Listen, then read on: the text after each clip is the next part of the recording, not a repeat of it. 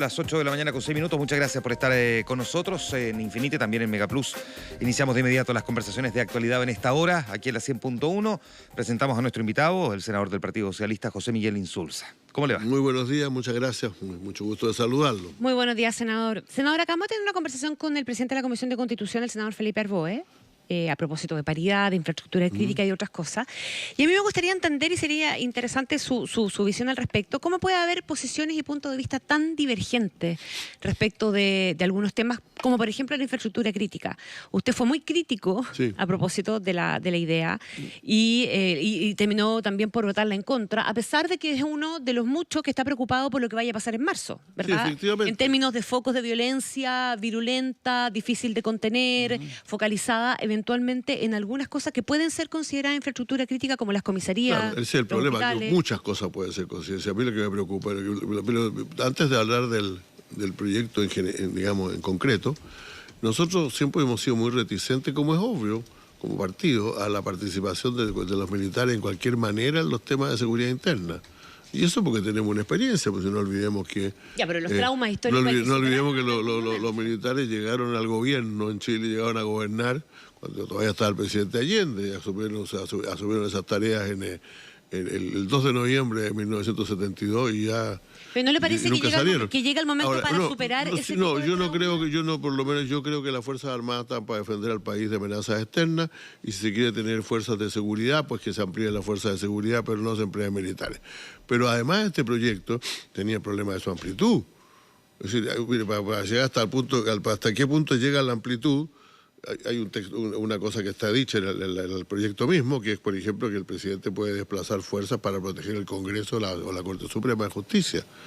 Entonces, de ahí, entre eso y lo que uno imagina, una central hidroeléctrica, hay una infinidad de instituciones que se pueden decidir poner bajo vigilancia de los militares, lo cual significa que precisamente que si hay más problemas, los militares van a ser un factor muy fundamental en la vida nacional, en la vida cotidiana. Ya a nosotros eso no nos gusta, no Senador, nos parece bien. pero el problema es, yo entiendo cuál puede ser la aprehensión y también la carga histórica que eso tiene y simbólica que tiene también, pero además es objetivo que también tenemos un problema de control, de protección de esas instituciones, porque tampoco Carabineros da abasto, lo hemos visto en el último tiempo. Entonces, ¿qué hacemos? Bueno, digamos que nosotros tenemos una mala experiencia al respecto, porque repito, este era lo mismo del 72. ¿Qué hacemos? ¿Qué hacemos? Están todos los camioneros parados, están todos los comercios... ¿Esto, lo que está pasando en Chile, es lo mismo en 72? No es lo mismo, pero en este caso sí se parece bastante, ¿no? ¿Qué hacemos para mantener el orden público? ¿Qué hacemos para que no disparen las comisarías, todo lo demás? Bueno, pongamos militares. Y después de que ponemos militares, uno no sabe lo que va a pasar. Pues si por eso está tan establecido y tan claro que las Fuerzas Armadas son para afuera, no son para adentro. Ahora yo reconozco que puede haber gente que tiene otra experiencia, ciertamente. Pero usted reconocerá también que el Partido Socialista de Chile tiene una experiencia única en esta materia, que fue lo que nos llevó a esta cosa rara, de que en realidad fuimos nosotros, los otros 8, con la bancada nuestra está el único senador también del Frente Amplio, el senador Latorre, más los 3 independientes, y 1 o 2 más, con los que votaron en contra. Los demás, como consideraron esto natural, probablemente... Hay factores generacionales, a otros no les pareció tan grave. Además, el ministro Espina hizo un excelente trabajo, eso. Yo me autocritico haber dicho que había improvisado. No improvisó, trabajó 3 meses en esto en el Congreso. Yo partía preguntándole por las razones para entender la diferencia en el voto. ¿Usted las atribuye más a cosas generacionales? Yo creo que no las atribuye a cosas generacionales. Recibe experiencias políticas de un partido que realmente sufrió todos los rigores de la represión y que no está dispuesto a aceptar que las Fuerzas Armadas, de buenas a primeras, que las Fuerzas Armadas se involucren en la vida política nacional. ¿Tiene la capacidad hoy día de Carabineros resguardar, no sé si infraestructura crítica, pero sí puntos complejos a partir de eventuales nuevas protestas? Hay un decreto ley del gobierno militar, que todavía está vigente, que le señala a todas las empresas que tienen infraestructura crítica y tienen servicios públicos, cosas por el estilo, la obligación de tener servicios de seguridad, de su propio servicio de seguridad. Eso está autorizado también. El decreto de ley sobre seguridad privada. hay que cambiarlo mucho porque está muy superado por lo que ha pasado, ¿no? Entonces no sirven. No digo que está, Claro, digo que hay que está, cambiarlo digo mucho porque está muy superado. Pero para esto no, esto no está superado, no se ha cumplido simplemente. Muchas empresas tienen infraestructura crítica y no tienen los servicios de seguridad que deberían tenerlo y deberían costearlos además. Eso está en la ley, no lo he inventado yo. Usted dice, por ejemplo, que el Hotel Crown Plaza debería haber tenido ¿qué? Para protegerse. Bueno, yo no estoy seguro, francamente no estoy seguro que el Hotel Crown Plaza, lamentando muchísimo lo que ha pasado, sea infraestructura crítica. Por eso le pregunto. Bueno, es que ahí por eso el decía, problema es que mi pregunta está original, senador, precisamente no que es- todo puede ser infraestructura crítica si el presidente de la República decide que lo es y que está en peligro inminente. No, sí, que por eso mi pregunta original era no infraestructura crítica, pero sí lugares que se puedan ver afectados, como lo vimos en octubre y noviembre. ¿Cómo se hace para protegerlos? ¿Siente que Yo no- Carabineros yo está entiendo. mejor preparado ahora? No está mejor preparado ahora, no está mejor preparado ahora. Yo realmente no tengo mucha respuesta, solo le voy a dar una, voy a hacer otro recuerdo, porque yo soy lo suficientemente viejo como para recordar que por ahí, por marzo del 73, porque con esto, con lo del 2 de noviembre del 72, se terminaron los problemas, los camioneros volvieron, se normalizó. Por ahí, por marzo del 72 empezaron los líos de nuevo. Y unos colegas de ustedes ahí en la calle le preguntaron al jefe de la guarnición de Santiago. ¿Usted se acuerda que era el jefe de la guarnición de Santiago? Don Augusto Pinochet Sí, Ugarte. General Pinochet. General, ¿usted cree que va a ser necesario que salga el ejército? Y el general Pinochet, poca gente lo recuerda, yo nunca he visto la cita de nuevo, pero yo lo escuché. Dijo algo que es muy cierto y que indignó a la oposición de la época, que era la derecha, por cierto. Dijo, ojalá que no, pues señorita, porque cuando el ejército sale a matar. Si eso es lo que saben hacer, pues si para eso están entrenados para la guerra. Esto no es guerra, aunque el presidente de la República quiera que sea guerra. Yo no estoy de acuerdo en eso. Ahora, fíjese usted, sí, te decía Connie, yo por ejemplo voté a favor de la ley de barricada y otras cosas por el estilo, ¿no? Creo que realmente necesitamos más seguridad, pero no a través de colocar a las Fuerzas Armadas en los lugares claves, porque cuando estamos hablando de infraestructura crítica, en realidad yo creo que sería más en los puntos claves de las ciudades y de los lugares donde están realmente las grandes empresas del país, ¿no? Déjeme llevarlo ahora a otras conversaciones que además son parte del diálogo ciudadano, ¿no? Del que se interesa por la política, por la actualidad, pero que también mira con un poquitito de inquietud, si es que no derechamente con temor, el cómo puede ser el desarrollo de este 2020. ¿Usted cree que están dadas las condiciones de seguridad para garantizar un correcto desarrollo del plebiscito el 26 de abril?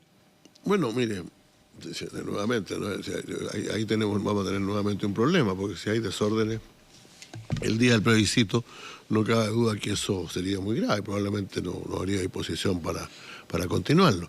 Ahora, yo creo que si hay condiciones de seguridad, sí las hay. En la forma en que se vota ahora, por alguna razón nunca han habido grandes incidentes en los lugares de votación. Ahora, Tampoco había habido problemas para tomar la PSU como hubo ahora. Simplemente le recuerdo que los militares están en los lugares de Así es. votación. Nosotros Senador, hemos querido pero tampoco habíamos tenido pero- históricamente problemas como los que tuvimos ahora en la PSU. Entonces, ¿cómo pueden cambiar las cosas? Bueno, es que también? lo que pasa es que yo creo que hay grupos que van a estar interesados en crear desórdenes. Yo creo que eso no, mire, yo creo que el desorden, desgraciadamente, yo no creo que este país vaya a cambiar, vaya a tener una crisis institucional grave, ni mucho menos, pero sí creo que los desórdenes van a seguir por bastante tiempo porque han adquirido una cierta autonomía respecto del resto del proceso. O sea, yo no creo que los que están asaltando todos los días la comisaría de Peñalolén estén pensando en la reforma constitucional o en el voto paritario, ¿no? Están pensando en otras cosas. Ahora, y si usted ve, salió publicada en los diarios, las entrevistas o la encuesta que se hizo con la que se llama la primera línea, que la primera línea es apolítica. O sea, es muy política, no nos mintamos entre nosotros. Es muy política, pero no le responde a no nadie. no es digamos. política partidista, ni mucho ni le responde a nadie. A mí lo que me preocupa más, y yo creo que eso es lo que tenemos que atacar de alguna manera, es la cantidad de gente que admira esto. O sea, yo estoy en estos grupos de WhatsApp de distintos amigos y gente que toda, para ponerla directamente, de concertación, por así decirlo. Estuvo en esa experiencia. Y sin embargo, hablan con admiración cuando dicen, vieron lo que hizo fulano, vieron lo que dijo este otro, miren el grupo que formó no sé quién. realmente a mí me llama la atención porque da la idea de una insatisfacción mucho más grande. Yo estoy más preocupado de una satisfacción más grande porque ese es el colchón en el cual se puede producir la inseguridad. Yo creo que intentos van a haber, que no tengan, ojalá no tengan el colchón de ¿Podemos de la opinión prevenir? pública. ¿Tenemos alguna capacidad para prevenir y luego, si es que ocurre y la prevención no funciona al 100%, para contrarrestar el efecto que eso Mire, pueda no provocar? hemos tenido buenos servicios de inteligencia. Yo espero que hayan mejorado bastante. En tan poco tiempo. Hoy se debería aprobar en el Congreso una ley que ya autoriza a la Agencia Nacional de Inteligencia a tener su propio servicio, a tener su propia actividad, ¿no? Claro que va con poca plata. Esa es una Y ya forma sabemos también. que así no En funciona estos sistemas ultrapresidenciales, es muy fácil. Usted dice, bueno, le digo que sea la ley y después le pone a la agencia para estos planes 88 millones de pesos, ¿no? Entonces, yo creo que, pero yo creo que la inteligencia, por ahora creo que sabemos bastante más de estos grupos.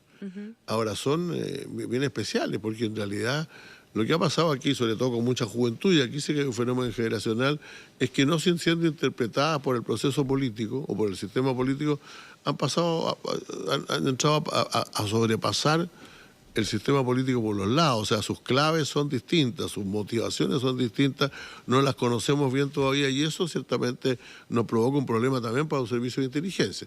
Pero yo creo que a esta altura, si los periodistas pueden describir la primera línea y todo ese tipo de cosas, yo no veo por qué la policía no puede saber de ellas tampoco, ¿no? Todavía no sabemos quién quemó el metro, senador. Todavía no sabemos quién hay está gente sacando las hay gente comisarías. procesada. Sí, pero no tenemos un diagnóstico más definitivo. Yo tiendo a pensar como otros que hubo algún mando, porque no se queman 8 estaciones del metro a la misma hora, de la misma manera.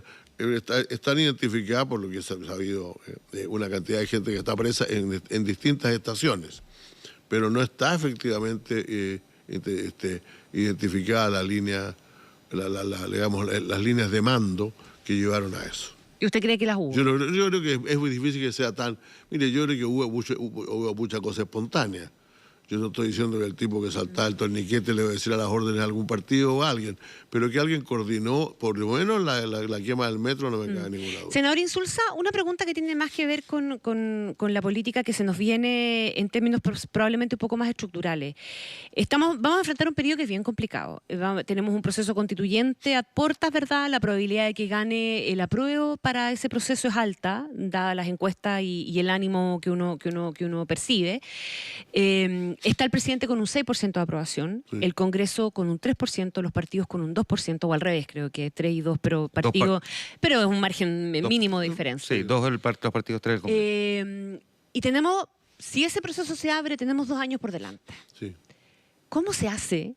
Mire, ¿Cómo se hace para sostener la estructura que está parada sobre hilitos, digamos, ¿verdad? Y al mismo tiempo llevar al país a un proceso tan profundo y que requiere tanta tranquilidad, seguridad y certezas que no vamos a tener? Yo creo que la mayor parte de la ciudadanía, y voy a poner un pero, sin embargo, la mayor parte de la ciudadanía efectivamente no está en absoluto satisfecha con el gobierno ni con los partidos, pero la mayor parte de la ciudadanía tampoco, francamente, tiene un proyecto común. En eso no es... Porque si no, habría simplemente un proceso que ocurrió en otros países, que es un cambio de élite, ¿no? Ahora, hay países, por ejemplo, ayer hablábamos con alguna gente, algunos amigos italianos, en Italia hubo un movimiento de repudio a la política que fue enorme, el llamado movimiento de 5 estrellas. Sí. El movimiento 5 estrellas hoy día se empequeñeció mucho precisamente por carecer de línea. Gobernó primero con un lado y después gobernó con el otro. Entonces, y ahora le apareció la protesta social que se llama el movimiento de la sardina. Bueno, el movimiento de la sardina es interesante, el movimiento de la sardina, porque por lo menos yo adhiero mucho a él en el sentido que predica la no violencia, claro. Y surge de la calle. Y surge de la calle. Yo creo que eso puede pasar, pero finalmente para hacer política uno tiene que organizarse, pues. Lo demostró ayer James Hamilton. Eso le iba a preguntar. ¿Qué opinión tiene usted, por ejemplo, de un partido que critica a los partidos? Él formó un partido. Bueno, pero eso es normal. Pues, si mire, los cambios de élite que yo creo que se están produciendo en este país, precisamente suponen eso, pues. El primero en esto fue don Jorge Alessandri, pero yo nunca he sido político, había sido diputado, senador, ministro de Estado. Y antes de ser presidente de la República, yo nunca he sido político. Lo mismo va a decir James Hamilton y otros, no somos políticos, no somos antipolíticos. Para poner una persona que yo conozco, a Hamilton no lo conozco bien, pero María Olivia Monke, por ejemplo, que está en ese partido, ha escrito libros importantes respecto del poder económico, de la cantidad de temas políticos también. Ahora, si entra, yo no sé, no veo cuál es la diferencia. Yo creo que la verdad es que ahora no es esto no es una crítica. ¿No le molesta? No, en absoluto, en absoluto. Yo incluso ayer le decía a alguien, y parece que no es posible, que deberíamos acortar mucho el plazo para formar partidos antes del plebiscito, porque surgen todos los que quieran surgir, porque estamos en un proceso muy dinámico en que finalmente la gente va a querer tener muchas expresiones a través de las cuales votar. Entonces la respuesta, volviendo a lo que me preguntaba usted, es que no hay una idea o un conjunto de ideas que motive a quienes podrían reemplazar el sistema. Por lo tanto, ahí se va a quedar con el 6%. Ahora, me preocupa más el caso del presidente. Perdón, no me preocupan las pifias en Olmuén en el Estadio Nacional. Sí, obvio que no. Es raro en todos los países del mundo, casi todos los países del mundo, la autoridad que aparece... Es que tenemos que llegar con gobierno. Lo que más me preocupa del presidente es que tiene un 82%. Pero más me preocupa todavía que no parece entender lo que está pasando en el país. ¿Usted cree que no lo está entendiendo? Bueno, sí, todavía de las últimas veces que ha hablado de las conjuras extranjeras y los agentes externos y otro montón de cosas o sea, que hay gente mala que está a cargo de hacer cosas malas, no me cabe ninguna duda, pero atribuirlo a una especie de amenaza, digamos, que probablemente necesita para activar la defensa nacional, ¿no? Pero, senador Insulza, sin ánimo de defender al presidente, digamos, pero ¿no le parece que el envío de algunos proyectos de ley que dan cuenta de un cambio bastante profundo en la mirada de la derecha convencional, digamos? Era muy difícil pensar en que un gobierno de derecha mandara un proyecto de pensiones como el que está mandando ahora, independiente de que ustedes crean que hay cosas que corregirle. Y además u otras iniciativas más, digamos. ¿No le parece que hay una cierta comprensión? Sí, primero una autocrítica. Yo creo que realmente una cosa que nosotros no podemos seguir haciendo es diciendo, no, es que no han mandado los proyectos, y cuando mandan los proyectos decir inmediatamente que no. Finalmente nos ponemos de acuerdo, pero en fin, eso no es una buena práctica. Pero lo que sí creo es que hay proyectos de proyectos, Connie. O sea, yo creo que sí es cierto que, por ejemplo, mire, toma el tema de pensiones, que usted lo menciona.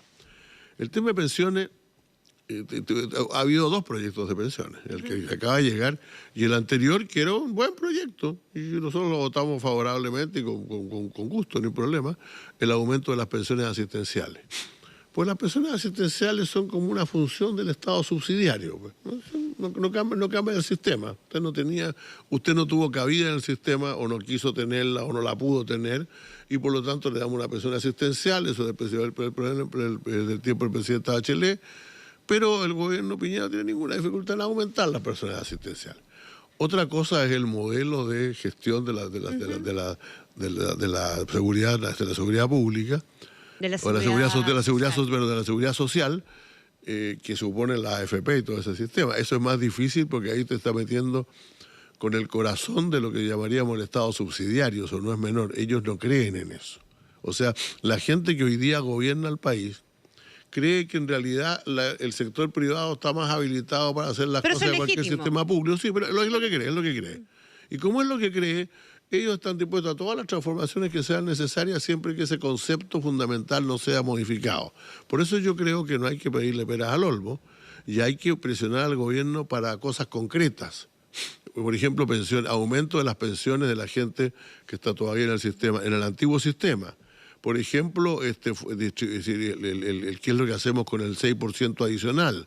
Como, por ejemplo, cómo resolvemos el problema, es decir, aumentar el salario mínimo. Pero más allá del detalle... Pero pedirle que cambie lo que se llama el modelo no. Más allá del detalle del proyecto de pensiones, mi pregunta iba, porque usted decía que el presidente no ha entendido nada, yo le preguntaba si los proyectos que está mandando y las concesiones que ha hecho en esta materia, incluso el abrirse al proceso constituyente, cuando nunca estuvo en el programa de gobierno abrirse al proceso constituyente, ¿no es una forma de dar cuenta de que algo se está entendiendo? Yo no sé, mire, la verdad es que yo soy muy partidario de lo que sugirió Eugenio Tironi hace algunos días, que el presidente se mantenga en un segundo plano y deje actuar a sus ministros, y lo están haciendo desde el punto de vista de ellos. Con la gran limitación que tienen, están haciendo un esfuerzo. Y yo estoy dispuesto a negociar sobre la base de ese esfuerzo, pero le pido también le pido que entendamos que eso no son los cambios, digamos, de modelo que se está hablando, sino que solamente modificaciones al interior del mismo. Para mejorar la vida de la gente, sí. Solamente retomando una cosa que preguntaba Connie recién, el senador Insulza, figuras como Gabriel Boric y Carlos Cariola, perdón, en su interpretación de la encuesta CEP, dicen que, visto los muy bajos niveles de aprobación que tiene el presidente, debería evaluar, digamos, la continuidad de su gobierno porque le quedan 2 años. Mire, eso es muy común. Lo hizo la derecha cuando estaba la presidenta Bachelet, cuando tuvo todos los problemas que le dieron a un 10%. Yo creo que el gran problema del presidente, repito, no es el 6% favorable, es el 82% negativo. Porque esa cifra sí que no se había visto nunca. Pero yo creo que, repito, el que tenga una opción. O sea, si alguien me dice, mire, vamos a cambiar esto de esta manera, yo puedo empezar a pensarlo. Lo suyo pero ándate y ahí vemos qué es lo que hacemos, no me parece que sea posible. Lo suyo es más bien porque no tenemos, digamos, en vitrina una opción, más que por el hecho de que la institucionalidad es la institucionalidad y si un presidente electo es electo, da lo mismo si tiene 6% de popularidad o 40%. La institucionalidad es la institucionalidad y no es bueno que un presidente renuncie. A diferencia de los parlamentarios, los parlamentarios pueden renunciar en el sentido de que se pueden sustituir por otras funciones. El presidente de la República nadie dice no puede renunciar, pero lo que yo creo que sería una imprudencia gravísima en este momento. O sea, ¿qué ganamos con eso? Porque además de todos los problemas que tenemos un Estado acéfalo. No, yo quisiera realmente ver al presidente actuar de manera distinta y reconocer la gravedad de la crisis que vivimos. Ahora, probablemente la gente le pide al Congreso. No creo que en este momento sea. Sí, claro, y yo creo que estamos tratando todos de hacer lo posible. Ahora, eso demora mucho, Juan Manuel. Esto es como. Son más. Mire, yo lo he visto para pasar. No es porque sea más, sino fundamentalmente. Bueno, y puedo decir algo negativo sobre eso. Creo que además todavía el Congreso no acepta, no acierta en todos los proyectos que la gente quiere y en los procedimientos más rápidos para sacarlos adelante. Yo creo que hay temas que de repente pasan por la gente del Congreso y uno dice, ¿por qué estoy discutiendo esto? Eso deberíamos seleccionarlo mejor. Como por ejemplo, a ver. Bueno, todas estas cosas deben que declarar el día de algo, pues. Pero por favor, si yo estuve ahí cuando se declaró el día del cuequero y la cuequera. Y yo pregunté, perdón, ¿y por qué no el día de la cueca? No sé si está declarado hace tiempo ya. Entonces, además como esto trae a grupos que les interesa, están en las tribunas, en lugar de hablar porque último ya lo pueden hacer, pero tienen que hablar 2 senadores nomás, uno a favor y uno en contra, y ya votamos, hablan 34, pues. Entonces, eso es cierto, y eso a la gente le cae mal. Yo he descubierto una cantidad de gente que yo conozco que mira lo que está haciendo el Congreso de repente y dicen, ¿qué están haciendo? ¿Por qué están haciendo esas cosas? Ayer hubo una larga discusión sobre si trabajábamos en la última semana de enero, que es distrital, o la primera de febrero. Bueno, no diré porque yo no participé, se pelearon ahí algunos senadores fuertemente, y de repente yo empecé a recibir comentarios de gente que lo estaba viendo por el streaming. Pues. Entonces esas cosas no son buenas. Senador, no son buenas. Su partido están pasando El día del cuequero, a todo esto, es el 4 de julio. El día del ping-pong y todas esas cosas. En los minutos que nos el quedan... El día de la brisca. En su partido están pasando cosas. Renunció Marcelo Díaz, renunciaron otras 60, 70 personas. El senador Carlos Montes dijo que no va a repostular a la política.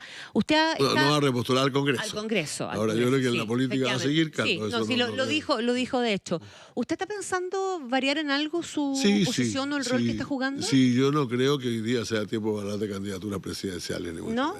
Sí, o sea, se retira de esa cancha. Digamos, eso de que yo dije algún tiempo atrás de mi disponibilidad, no corresponde hoy día, no.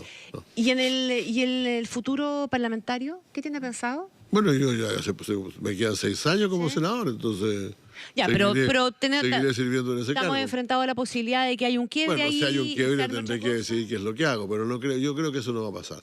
Yo no creo que eso vaya a ocurrir. Y comparte la crítica de que el Partido Socialista está hoy día en una situación de intrascendencia dentro del contexto político. Mire, yo creo que nosotros tenemos una mala costumbre de ser demasiado duros con nosotros mismos.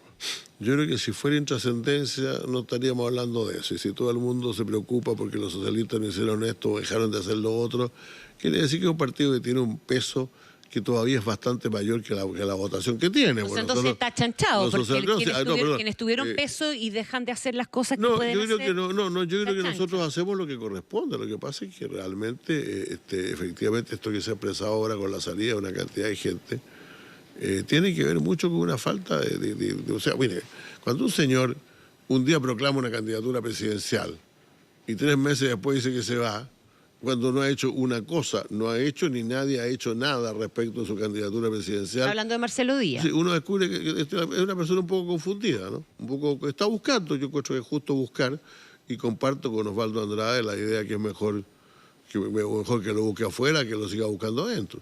Pero le causaron mucho daño al Partido Socialista. Estuvimos enredados en un montón de tonterías por varios meses. Tonterías que no tuvieron ningún desemboque desde el punto de vista legal ni jurídico, ninguna.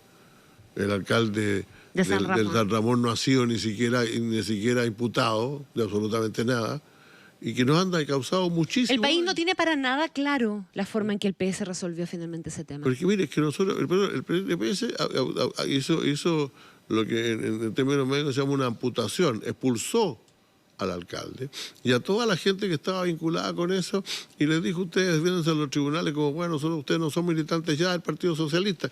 ¿Qué cosa más radical se podía hacer que esa? No había ningún. ¿Qué es lo que iba a hacer? Nosotros no somos Tribunal de Justicia, no somos la Policía de Investigaciones. La Policía de Investigaciones investigó, la Fiscalía investigó, hubo gente muy menor en el Partido Socialista muy menor en la comuna que fue sancionada, y eso está ahí.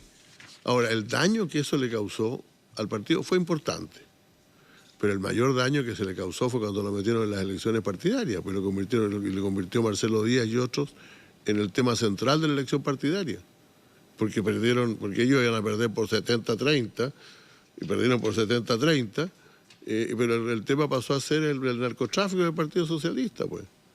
Entonces, este es un partido que realmente ha sufrido daños injustos a mi juicio. Otra cosa es que no lo hemos hecho del todo bien, otra cosa es que tenemos diferencias, otra cosa que a lo mejor tiene razón Carlos Montes, nos falta todavía desarrollar mucho mejor nuestra estrategia, pero esos son temas de fallas políticas.